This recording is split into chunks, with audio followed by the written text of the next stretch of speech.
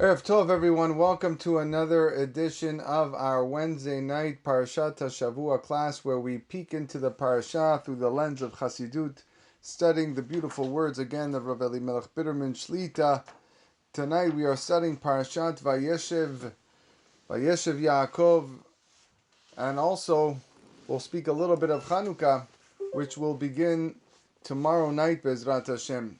Parashat Vayeshev is known as the Parashat of Yosef HaTzadik, for probably not good reasons. It is the parasha where he gets abandoned by his brothers, thrown into the pit, sold to Egypt, gets thrown in jail. Eventually he comes out. We know what happens after that in the upcoming parashiot. But I wonder if we can learn some lessons from Yosef in this week's parasha, and then we'll conclude with an idea and thought about Hanukah as well. It's a natural desire of kings to be in the company of prestigious people, of wealthy individuals. They don't really enjoy being among poor and downtrodden people. Le'avdil, when it comes to HaKadosh Baruch Hu, Melech Malchei HaMelachim, he's the opposite. It says, Eshkon et daka, I will dwell among those who are lowly. Hashem desires to live among the poor and the humble people, and he resides specifically with them. But, with that said, Hashem doesn't want to be among people who are sad. The Gemara in Masechet Shabbat says that God's presence resides only with someone who is happy. Why is that? Because a human king wants to be among happy people because they make him happy. But why is it important for God to live or be among happy people? So the Ketav Sofer writes that if a person feels sad, it means that he doesn't believe that everything is for the good. And if he doesn't believe that, he doesn't deserve that Hashem should stay with him. Yosef HaTzadik was always happy. And the proof, the Torah tells us in this week's parasha, Vayhi Hashem et Yosef. Hashem was with Yosef. And we know that the Shekhinah, the God's presence, wouldn't be with him if he wasn't happy. But think about this for a moment. How could Yosef be happy? Just a short while before this, he lived peacefully in Eretz Israel. He learned Torah every day with his father Yaakov. Now he's a slave among Egyptians. Yet the Torah tells us, Vayhi Hashem et Yosef. Hashem was with Yosef, which means that he was happy. How did he manage to maintain his happiness at that time? So Ketav Sofer answers that the answer is written in the same pasuk. Vayhi Hashem et Yosef, God was with Yosef. Vayhi ish matzliach, which means he was successful. He was happy. Yosef considered himself successful, and that is why he was happy. He's thrown in jail, and he considers this to be success. Yosef is the only person in the entire Tanakh who's referred to as Ish Matzliach, a successful person. The Midrash translates Ish Matzliach as Gever Kafuz, a dancing person. Yosef was always dancing, filled with joy, and according to Ketav Sofer, he attained this positive attitude under all circumstances, and that's why he considered himself to be a living story of success. It's all a matter of perspective. Yosef could have been miserable with his lot, but instead he chose to focus on what he does have and the successes that he was lucky to attain. And with that attitude, he was always happy. There was once a man who lived in Jerusalem, and he was a very, very happy individual. Once someone told him, he noticed how the way he was walking with a smile, jumping in the street, laughing. And he looked at him and goes, you walk in the street, you make it seem that this street is yours, it's like you own the street. And the man replied, yeah, it's true. The entire street is mine. Come and I'll show you. So they went to the grocery store and he bought groceries. He went to the baker and he bought bread. He went to the bank, he took out money. He put out his finger, the taxi came and stopped for him. And he was singing, and he looked at his friend who made the comment. He says, don't you see? The entire street is mine. the grocer, the bank, the taxis, the baker, they're all working for me. Hashem had compassion on me. So Hashem appointed other people to put the groceries on the shelves, to bake the bread, to run the bank, to drive a taxi, but everything is for me. The concept is something that we can apply in our lives. On a practical level, this means to focus on what you have rather than what you lack. Tell yourself you're an ish matzliach. Tell yourself you're successful in the spiritual and the material realm, and you'll be happy. But if you focus on how much you still need and how unsuccessful you are, it will be difficult to stay upbeat. Very, very famous story of Reb Zusha and his brother Rabbi Elimelech. Rabbi Zusha saw that his brother Rabbi Elimelech Lezhinsk was sad. And he asked him, "Why are you sad?" So Rabbi Elimelech replied, "How can I be happy here? There's a pot in our room." The story actually happens to be they were thrown in jail.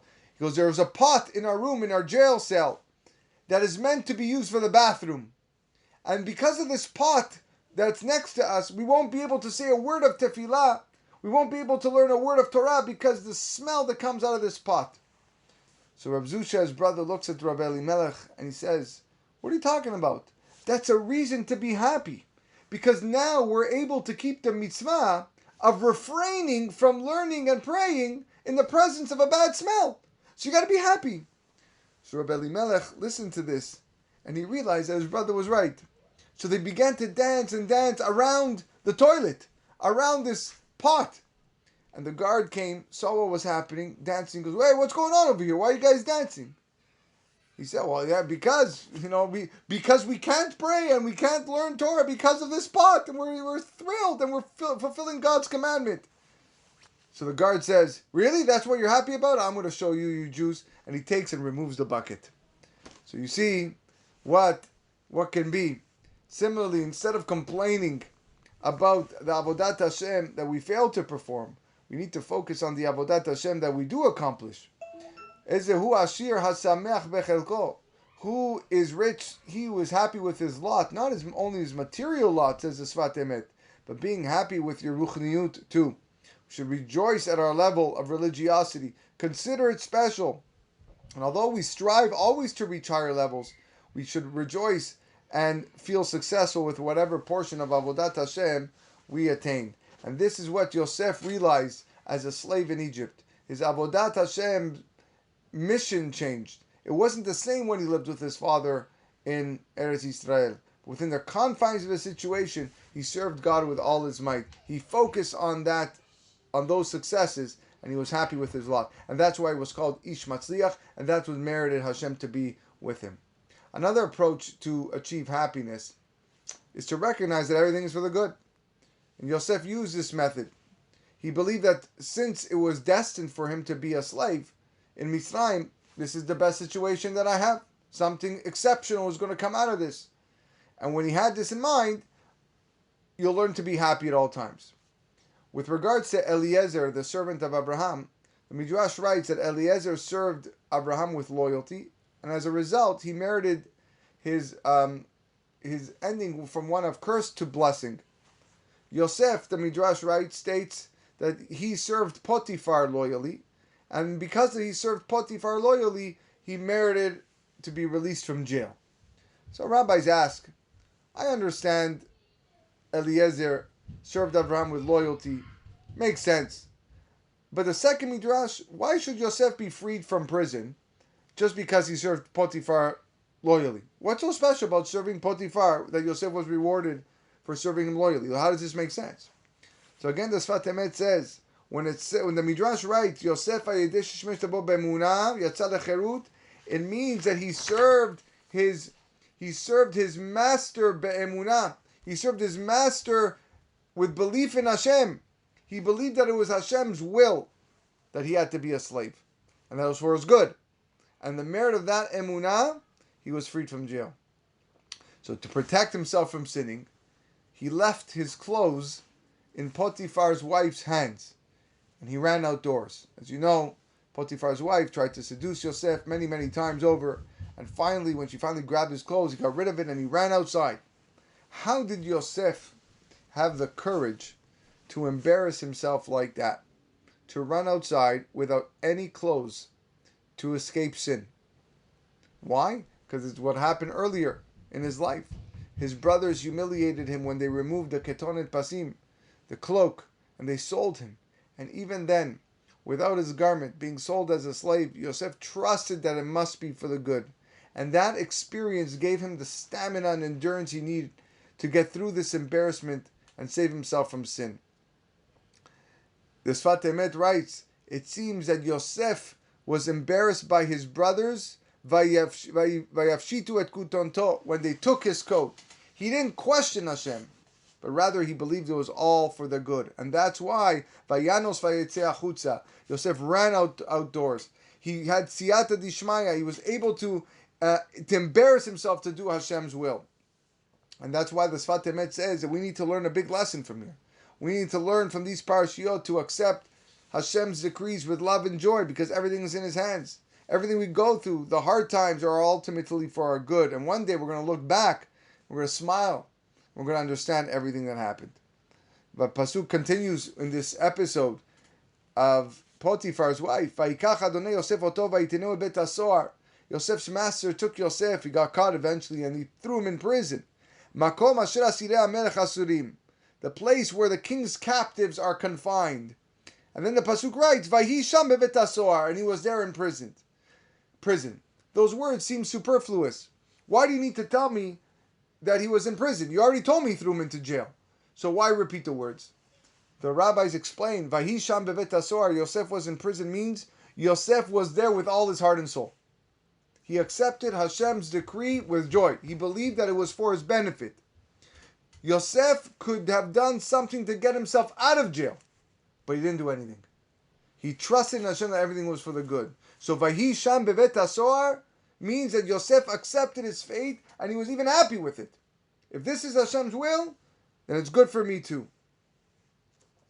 Yosef was extremely wise. He was also extremely wealthy because Potifar gave him everything that he owned.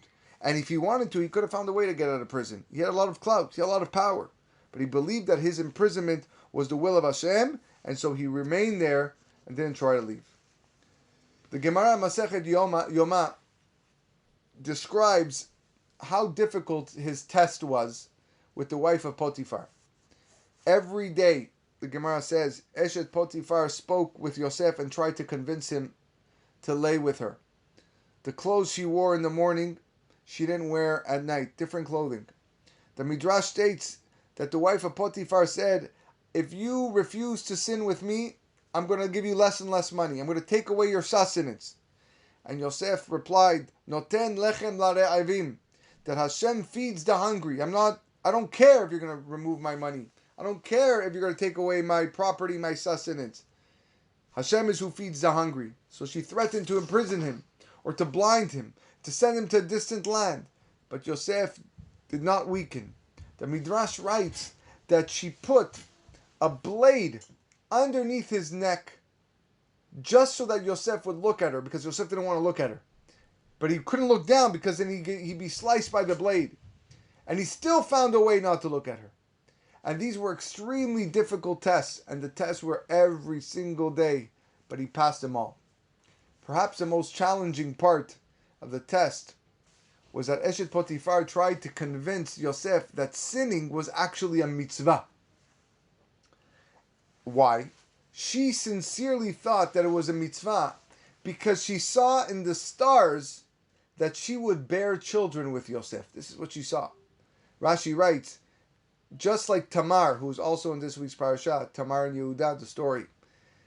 Just like Tamar intended to be with Yehuda l'shem shamayim because she saw that in the future Mashiach was going to come from this lineage, and David HaMelech Mashiach, so too Eshet Potifar also intended l'shem shamayim. She saw in the stars that she would bear children with Yosef, only she didn't know if it was going to be with her or with her daughter, whether he was going to be with her or with her daughter. The Sfat Emet says that Potiphar's wife shared what she saw in the stars with Yosef. Come, Yosef, I want to tell you what I saw in the stars. This is a mitzvah. It's destined from heaven. You have to be with me. And that just made the test so much greater. Because the Yetzer Hara can't convince tzaddikim to perform averot. Can't happen. So he tries to convince the people, the victims that it's a mitzvah. The test becomes very difficult to pass as a result. Nevertheless, Yosef's Vaymaen, he refused. Vaymaen, where do we see else the word Vaymaen? With regards to the mitzvah of Yibum. Yibum is when, God forbid, a husband dies childless, then the Torah tells us that there's a mitzvah for the husband's younger brother to marry the widow. It's the mitzvah of Yibum. And if they choose not to proceed with the mitzvah of Yibum, then they can perform chalitza. But there, the Torah uses the expression me'en yevami. Me'en, also refuse. That if someone has the obligation for Yibum, he may refuse to do the mitzvah and instead perform the mitzvah of chalitza, like I said. So Midrash says that Yosef told the wife of Potifar, if a person is permitted to refuse to do Yibum, which is actually a mitzvah, certainly one needs to refrain from an avera. Yosef was telling her, even if you are correct, and it is a mitzvah, I may refrain, just as one's permitted to refrain from the mitzvah of Yibum. When one refuses to do Yibum, another path opens up, the path of chalitza, and therefore Yosef told the wife of Potifar that even if I turn down this mitzvah, Hashem is going to figure out another way. And indeed, what happened? Yosef married Eshet Potifar's daughter. And from there, he had two children, Ephraim and Menashe, in a permitted way. So what do we see from here?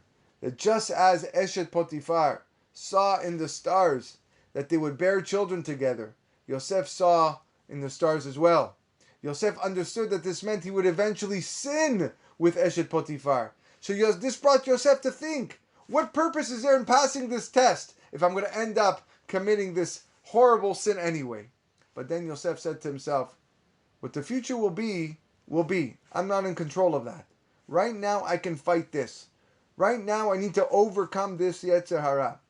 And it was that attitude which saved Yosef, because he ended up marrying Otnat, Bat Potifera, the daughter, and thereby bearing children in a permitted way. So a few lessons there about Yosef. At this point, I want to transition over to Hanukah, since, like I mentioned, for those listening live, tomorrow night is the first night of Hanukah. For those listening on a recording, believe me that tomorrow night, when I'm saying this, is the first night of Hanukah. So, first of all, it's not always that we have Parashat Vayeshev coincide with the holiday of Hanukah. Usually it's Parashat Miketz.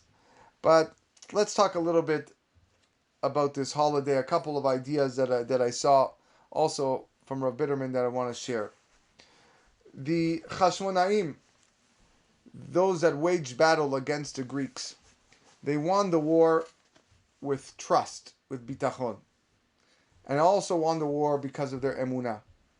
The word Chanukah stands for Hanukah, that the Jews rested from the war on Kaf Hei Kislev, on the 25th day of Kislev. No other holiday in the Jewish calendar is named for the date that it occurred. Purim isn't called Yad Adar, 14th day of Adar. Pesach isn't called Tu Nisan, 15th day of Nisan. So why is Chanukah different? Why is Chanukah called or named for the date that it occurred? So our rabbis explain that the holidays are named after the miracle that occurred. And Chanukah is the same. Kaf Hei, 25, is the same number of letters in the pasuk Shema Yisrael Hashem Elokeinu Hashem Echad. So therefore, Chanukah means Chanu. The Jews rested and were victorious in the war because of the merit of 25, of the Kaf Hei. And the Kaf Hei, their Emunah in Hashem, which we proclaim in the pasuk of Shema Yisrael. There are two ways to awaken someone up, someone who's sleeping. Either with a loud sound, clap, bang on the wall, or by turning on the lights. On Rosh Hashanah, we are awakened by the loud call of the shofar. On Chanukah, we're awakened by the bright lights of Emunah that shine from the Chanukah menorah. We awaken to the light of Chanukah. Once at Seudah Shlishit on Shabbat, the Chafetz Chaim told his students, the entire world is filled with heresy and denial of Hashem. And he said, I'm not just referring to the non-religious Jews or the non-Jews who don't believe in Hashem. I'm referring to the faithful religious Jews. Listen to them speak, he said, and you're going to hear kfirah. You're going to hear denial of God. They discuss business, they discuss politics, as though everything is on our hands, not in Hashem's hands. So therefore the Chafetz Chaim concluded and said, in my opinion, everyone must strengthen his emunah for an hour every day.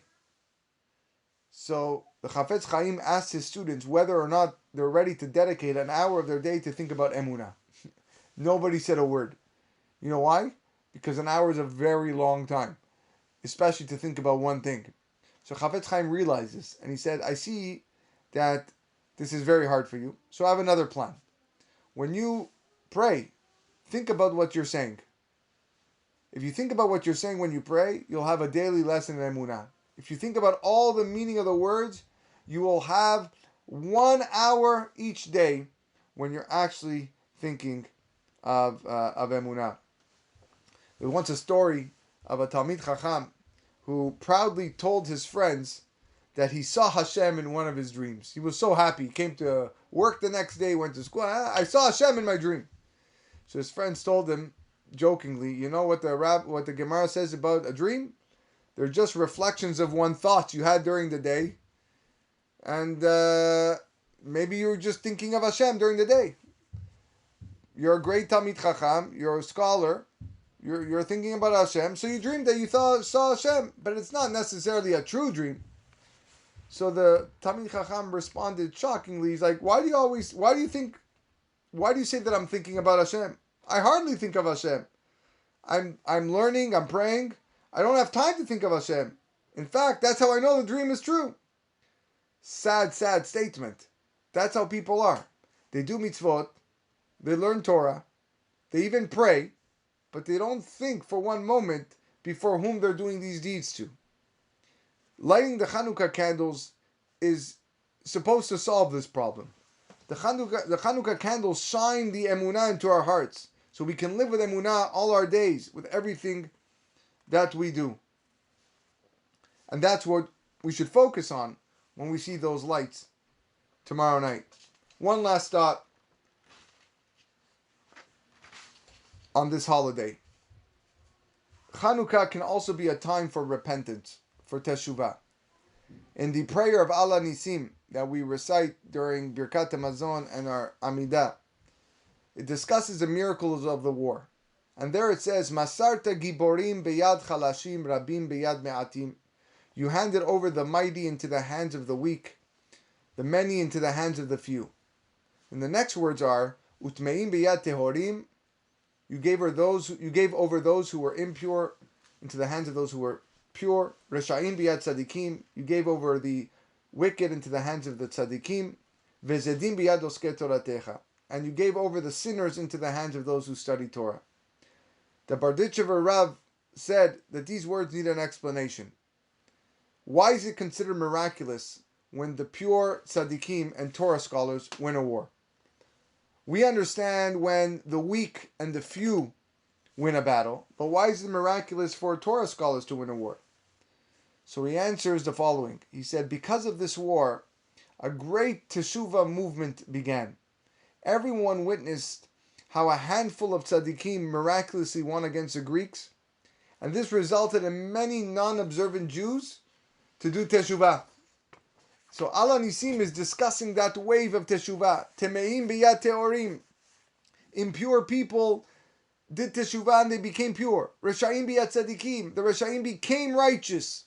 Zedim biyad oskei toratecha. The sinners began to study Torah. These words aren't discussing miracles of the war, but rather discussing the wave of Teshuvah that came from it. A woman once approached a certain Hasidic Rebbe as he was walking down the street with his gabbai, his shamash, and they both had long beards. She didn't know who was who. And she says, which one of you is the Rebbe? So the gabbai pointed to the Rebbe, and the Rebbe pointed to the gabbai. So she said, don't make me into a fool. I want to speak with the Rebbe. So the real Rebbe looked at her and asked her what the problem is. And she told him, my daughter, she strayed off the path. She ran away from home. So the Rebbe said, do you have a piece of clothing that belongs to her at your house? She goes, yeah, I have a piece of clothing. I have something that she wears. So the Rebbe said, take that garment, cut it up into wicks, and use it to light your Shabbat candles. As the wicks for the Shabbat candles. Story goes, she did so, and there were immediate results. And that Friday night, the girl returned home while the family was in the middle of their Shabbat meal. And she said, I'm so sorry. I acted foolishly. I regret running away. I want to come back home. I want to start observing more mitzvot. The joy was immense. The mother and the daughter embraced. One of the Chachamim repeated this story and added that maybe this is implied from the actual bracha, Le'adlik ner shel Shabbat. Le'adlik doesn't mean to light. It means to ignite. The segula, the Shabbat candles that ignites the Jewish neshama. On Hanukah, we also say Le'adlik ner Hanukah, because the Hanukah candles also has the segula to ignite the neshama and the hearts of the Jewish people, to draw them to Teshuvah. When a person believes with Emunah Shelema that you stand to light the Hanukah candles, all the sparks of your soul, all of your fathers and grandfathers and great-grandfathers, neshamas, all the way up to Adam HaRishon are standing with you. And this happens to every single Jew who lights the Hanukah candles, as these neshamot hope that perhaps with your inspiration by the Hanukah candles, they will merit a rectification, a tikkun, and they can reach their origin and source. So by you lighting the Hanukah candles, by you looking at the Hanukah candles, you are helping the neshamot of the yesteryear go higher and higher and higher. The word Hanukah comes from the word chinuch, which means training, to train oneself, to train children to live properly. The holiday is called Hanukah because during these 8 days we train ourselves to serve Hashem properly. Since Hanukah is a time for Teshuvah, that's why many people have the custom to read Tehillim on Hanukah, because Tehillim helps a person come back to Teshuvah. And a person has to believe by saying Tehillim, he can leave all of his foolish ways, all of his problems. He can overcome the thoughts of Yeush, of giving up hope, and the Yetzer, and the thoughts of the Yetzer Hara brings upon a person. And we'll end with one final story, a very famous story, but it's a good one, of a Jew from Eretz Yisrael who traveled to Australia approximately 50 years ago. And he didn't know the language, and he didn't know how he could find Jews in Australia. And he would have went to the Bet Midrash, but how do you find where it is when you barely speak English? So he came up with a plan. On Erev Shabbat, he went to a fish store, and he waited. He figured Jews would come there to buy fish for Shabbat. The plan was on target. All of a sudden, a Jew comes to the store to buy fish for Shabbat, and the Jew from Eretz Yisrael asks him whether or not he can be his guest. I'm looking for a place to eat on Shabbat. So the man says, yeah, of course, listen, it's not every day I have the opportunity to perform Hachnasat Orchim. So they spent a beautiful Shabbat together, they sang songs, they spoke Divrei Torah, it was very nice. On Motzei Shabbat, he said to this host, thank you so much for your hospitality, it was a beautiful Shabbat, you have a wonderful house, I see Hashem has blessed you with lots of wealth, but there's something I want to ask you about. You mind if I ask? Go right ahead. He says, I noticed in your showcase in your dining room that you have a broken olive oil bottle displayed there. Why do you have it? Why do you have a broken olive oil bottle? So the man said, that oil bottle is very precious to me. I am where I am today because of that bottle. Let me tell you my story. He says, my father died when I was very young. I was the oldest child, so it became my obligation and responsibility to support my mother, who was widowed, and my younger siblings. Kind people had Rahmanut, mercy on me. They always helped me to get into the field of business. Baruch Hashem, I had immediate success. There was always plenty of money in the home. However, together with my financial growth, the more wealthy I became, the more powerful I got in my business and in my surroundings, the more my spirituality began to decline. The first thing to go was my kippah, and soon afterwards it was my tzitzit, and then all the mitzvot left. And I wasn't really practicing much Judaism. One afternoon, I was walking and I saw a Jewish child sitting on the curb near my house, crying. And I'm an orphan, and therefore it's always painful for me to see a child cry. So I asked the boy whether he wants to talk about what happened. So the child said, in tears, Hanukkah's approaching, and my father sent me to buy olive oil. And he warned me to be careful because we don't have any money, and he'll be upset if the bottle breaks. I was cautious, I was so careful, but then there was a cat that came up to me, and I got scared, I startled, I fell, and the bottle broke. And this boy showed the man the broken bottle lying in the gutter. He says, how can I go to my father without the Hanukkah oil? So I gave the child some money and I said, go back to the store and buy 2 bottles of olive oil. Bring 1 bottle to your father and 1 bottle to me.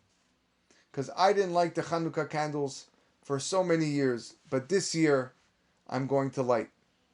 And the host explained, when the child said those words, how can I go to my father without lighting the Hanukkah oil? Without the Hanukkah oil. Something switched inside of me. I reminded myself how my own father would lovingly and joyously light the Hanukkah candles each year. I thought to myself, the day will eventually come when I'm going to leave this world and I'm going to meet with my father in Shamayim. How can I go to my father without Hanukkah candles? How can I meet him after 120 years without Hanukkah candles? How can I go to him without this mitzvah? So I took the broken bottle, the shards of the broken bottle from the gutter, because something told me that this was a turning point in my life. And that year, I lit the Hanukkah candles, and soon after that, I was keeping Shabbat, and then came Tefillin, and now Baruch Hashem, I have a beautiful family, all of us following the ways of Torah, and this all began because of that broken olive oil bottle. And now you understand why I saved it all these years. This is yet another message for Hanukkah. The message of Teshuvah. David HaMelech says in Tehillim, Tashev enosh ad daka. A man shall return to ad daka. Until daka. Daka is Daled Kaf Aleph, which is 25. A man has the ability to do Teshuvah not just on Rosh Hashanah and Yom Kippur, but it even extends all the way to number 25 in reference to the 25th day of Kislev. It is a big opportunity for us to act and reignite the feelings of Teshuvah that we had during the high holidays. And Bezrat Hashem, when we light those candles, we'll be reminded of that and we'll aim and take upon ourselves to be bigger, better, and brighter, and do more things for the service of HaKadosh Baruch Hu. Thank you everyone for listening tonight. Wishing you a wonderful evening ahead.